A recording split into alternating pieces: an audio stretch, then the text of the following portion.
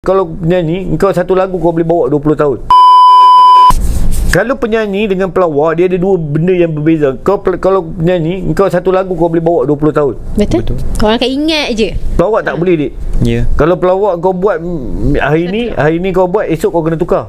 Lusa kau kena tukar. Tulat kau kena tukar. Itu yang susah. Lepas tu pula benda tu kalau dah keluar sekali dekat media sosial, kau tak boleh bawa dah.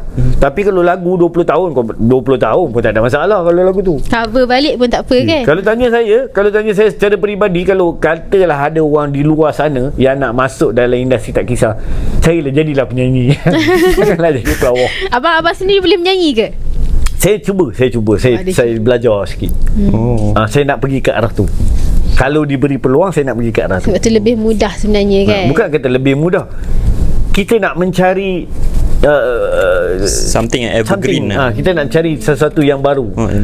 Mana tahu kita try.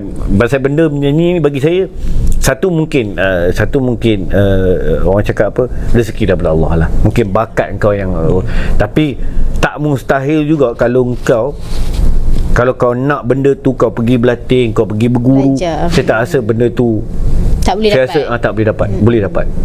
Tapi semuanya bergantung pada diri kita. Nak ke tak nak lah kan. Nak ke tak nak.